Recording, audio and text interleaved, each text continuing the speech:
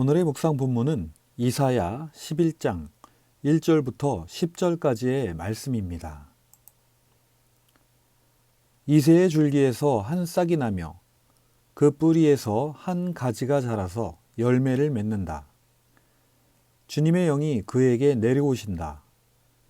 지혜와 총명의 영, 모략과 권능의 영, 지식과 주님을 경외하게 하는 영이 그에게 내려오시니 그는 주님을 경외하는 것을 즐거움으로 삼는다. 그는 눈에 보이는 대로만 재판하지 않으며 귀에 들리는 대로만 판결하지 않는다. 가난한 사람들을 공의로 재판하고 세상에서 억눌린 사람들을 바르게 논죄한다. 그가 하는 말은 몽둥이가 되어 잔인한 자를 치고 그가 내리는 선고는 사악한 자를 사형에 처한다.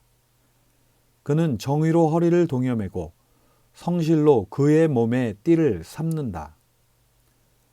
그때에는 이리가 어린 양과 함께 살며 표범이 새끼 염소와 함께 누우며 송아지와 새끼 사자와 살진 짐승이 함께 풀을 뜯고 어린아이가 그것들을 이끌고 다닌다. 암소와 곰이 서로 벗이 되며 그것들의 새끼가 함께 눕고 사자가 소처럼 풀을 먹는다. 젖먹는 아이가 독사의 구멍 곁에서 장난하고 젖된 아이가 살무사의 굴에 손을 넣는다. 나의 거룩한 산 모든 곳에서 서로 해치거나 파괴하는 일은 없다. 물이 바다를 채우듯 주님을 아는 지식이 땅에 가득하기 때문이다. 그날이 오면 이새의 뿌리에서 한 싹이 나서 만민의 깃발로 세워질 것이며 민족들이 그를 찾아 모여들어서 그가 있는 곳이 영광스럽게 될 것이다. 안녕하세요. 2월 10일 수요일입니다. 오늘은 이사야 11장과 12장의 내용을 함께 살펴보도록 하겠습니다. 우리는 어제까지 남유다와 남유다의 수도 예루살렘에 임할 하나님의 심판과 진노 그리고 회복에 대한 계시들을 살펴보았습니다. 이와 함께 하나님은 북이스라엘과 시리아를 심판하실 것이며 하나님의 진노의 막대기였던 아시리아의 교만으로 인해 그들을 심판하실 것이라는 계시를 보았습니다. 오늘 본문인 11장과 12장은 10장 27절에 나오는 그날에 대한 계시가 이어지는 것이라고 볼 수 있을 것 같습니다. 그리고 이는 2장과 9장에 나오는 평화의 나라에 대해 조금 더 확대된 계시라고 볼 수 있을 것 같습니다. 10장 27절에 보면 그날이 오면 주님께서 아시리아가 지워준 무거운 짐을 너의 어깨에서 벗기시고 아시리아의 멍에를 너의 목에서 벗기실 것이다. 라고 말씀하시면서 하나님은 유다에게 지워주신 진노를 거두실 것이라고 말씀하십니다. 그러면서 11장에서는 여기서 말했던 그날, 즉 주님께서 이스라엘 백성들을 회복시키시는 그날에 대한 두 가지의 계시를 보여주고 있습니다. 이사야가 기록한 첫 번째 계시는 하나님의 평화의 나라를 통치할 통치자에 대한 계시입니다. 이사야는 자신이 본 계시를 이렇게 기록하고 있습니다. 이새의 줄기에서 한 싹이 나며 그 뿌리에서 한 가지가 자라서 열매를 맺는다. 이사야는 줄기가 잘려버린 그루터기를 봅니다. 그런데 그 뿌리로부터 다시 한 가지가 자라서 열매 맺는 모습을 보게 됩니다. 여기서 이사야는 하나님께서 세우실 통치자를 묘사하고 있는데요. 다윗의 후손이라고 하지 않고 이새의 줄기라고 합니다. 그 이유는 다윗의 후손들에게 질려버리신 하나님께서 다윗의 후손인 그 왕들과는 다른 새로운 통치자를 세우시겠다는 말씀으로 해석되어진다고 합니다. 여기서 한 싹이라는 것은 당시 세계를 주름잡던 강대국들과 비교되는 모습으로 시작이 됩니다. 하지만 하나님께서 오래전 약속하셨던 하나님의 그 열망, 구원의 소망에 대한 뿌리로부터 올라오기 때문에 그 싹은 계속해서 자라납니다. 그리고 그 가지가 자라서 열매를 맺는데요. 그것은 곧 하나님께서 세우시는 그토록 바라셨던 하나님의 세상을 다스려 줄 통치자가 세워질 것임을 상징하는 것이라고 볼 수 있습니다. 하나님께서 세우신 통치자는 어떤 사람일까요? 2절에 보니까 그에게 주님의 영이 내려온다 라고 합니다. 그에게는 지혜의 영, 총명의 영, 모략과 권능의 영, 그리고 지식과 주님을 경외하게 하는 영이 내려온다고 합니다. 이것을 보면 하나님을 대신하여 이 세상을 통치할 자에게 필요한 덕목은 6가지인 걸로 알 수 있는데요. 지혜, 총명, 모략, 권능, 지식, 이 5가지입니다. 그리고 한 가지를 더하여 주님을 경외하는 영이 있어야 하는 것입니다. 여기서 우리가 알고 있는 이 5가지는, 앞에 나오는 5가지는 이전에 많은 왕들이 가지고 있던 것입니다. 그러나 마지막 한 가지가 더 있어야 합니다. 이 한 가지가 없으면 그는 세상의 다른 왕들과 다를 바가 없을 것입니다. 하나님께서 세우신 통치자는 주님을 경외하는 영을 받은 사람입니다. 그러므로 그는 주님을 경외하는 것을 즐거움으로 삼는다고 3절에 기록하고 있습니다. 주님을 경외한다는 것은 무엇일까요? 3절 하반절에 보면 이렇게 기록되어 있습니다. 그는 눈에 보이는 대로 재판하지 않으며 귀에 들리는 대로만 판결하지 않는다. 무슨 말인가요? 주님을 경외하는 그 통치자는 재판과 판결을 자신의 입장에서 하지 않는다는 것입니다. 무슨 말인가요? 주님을 경외하는 그 통치자는 재판과 판결을 자신의 입장에서 하지 않는다는 말입니다. 하나님의 말씀이 재판과 판결의 우선이라는 것입니다. 그래서 그는 가난한 사람들을 공의로 재판할 수 있습니다. 그리고 억눌린 사람들을 바르게 논죄할 수 있습니다. 그래서 그의 말은 힘이 있고, 그래서 잔인한 자를 칠 수 있습니다. 또한 사악한 자를 사형에 처할 수 있는 것입니다. 하나님께서 세우신 하나님의 통치자는 하나님의 말씀이 우선이기에 공의로운 재판을 할 수 있는 사람이라는 묘사입니다. 하나님께서 세우신 통치자의 모습은 또한 어떨까요? 5절에 보니까 그는 정의로 허리를 동여매고 성실로 그의 몸에 띠를 삼는다고 합니다. 허리에 띠를 매거나 띠를 띄었다라고 하는 것은 곧 언제든지 준비가 되었다는 것을 의미하는데요. 하나님께서 세우신 통치자는 정의로운 마음으로 준비되어 있으며 성실함이 그 삶에 배어 있는 자라는 것입니다. 하나님께서 세우신 통치자가 다스리는 그 나라는 어떤 모습일까요? 6절부터 8절까지는 그 나라를 묘사하고 있습니다. 이리가 어린 양과 함께 살며 표범이 새끼 염소와 함께 눕는다고 하는데요. 이것은 무슨 말인가요? 이리는 언제나 어린 양을 잡아 먹으려 합니다. 표범도 늘 새끼 염소를 먹으려 하지요.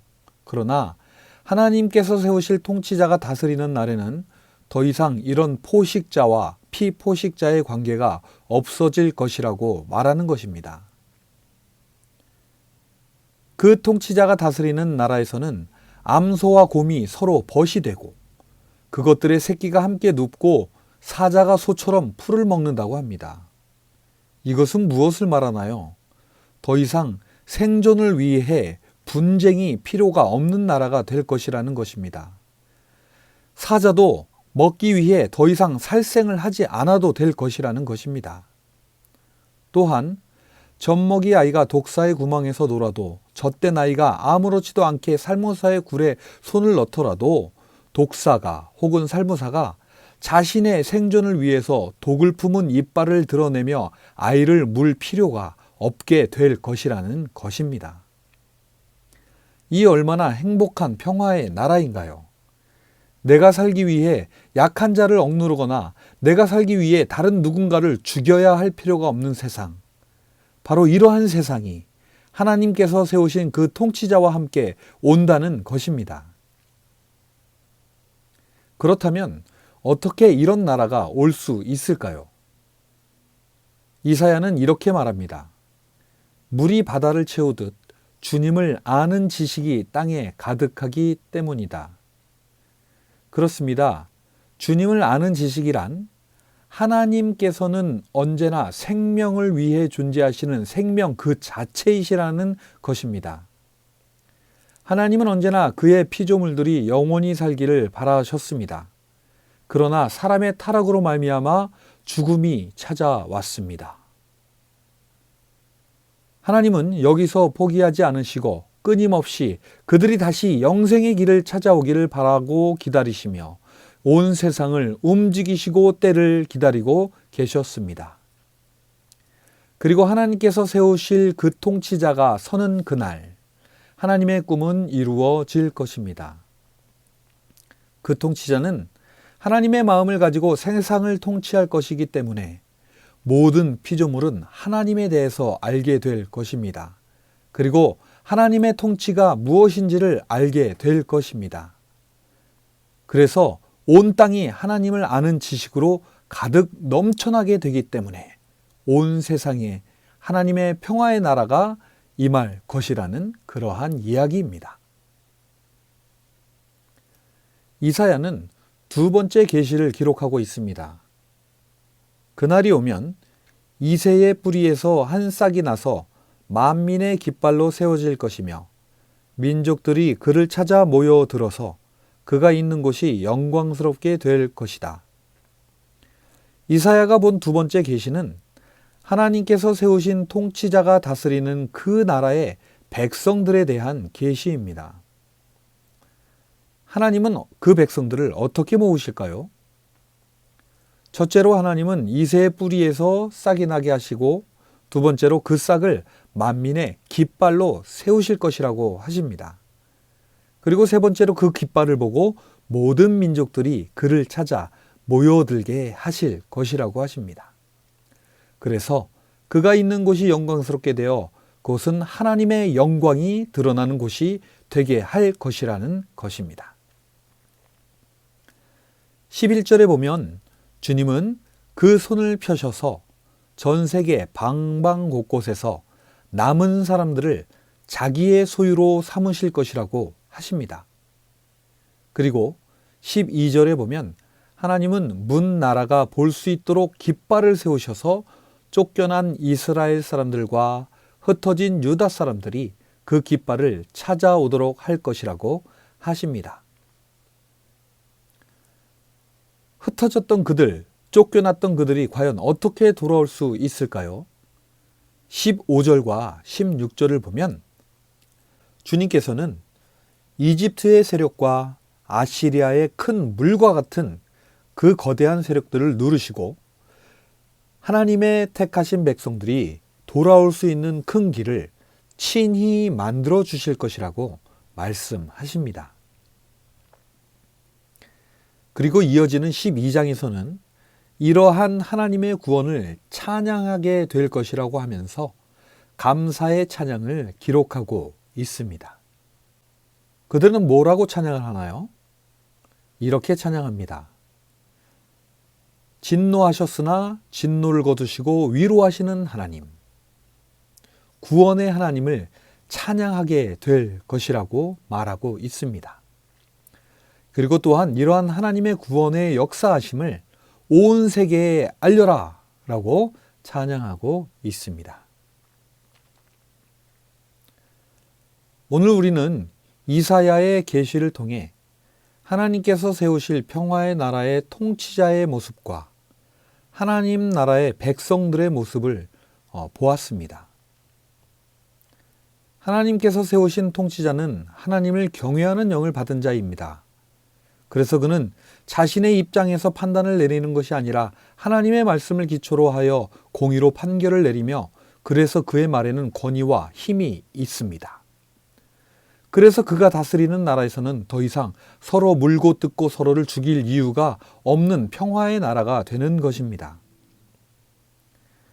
하나님께서는 이러한 하나님의 평화의 나라를 믿고 기다리는 사람들을 친히 모으실 것이라고 하셨습니다. 전 세계에서 하나님을 믿고 기다리며 끝까지 인내한 사람들을 그의 소유로 삼아 그들을 돌아오게 하시고 하나님의 평화의 나라에서 살게 하실 것입니다. 여러분은 어떤 나라를 꿈꾸고 계십니까? 하나님은 이미 하나님의 통치자를 우리들에게 보내어 주셨습니다.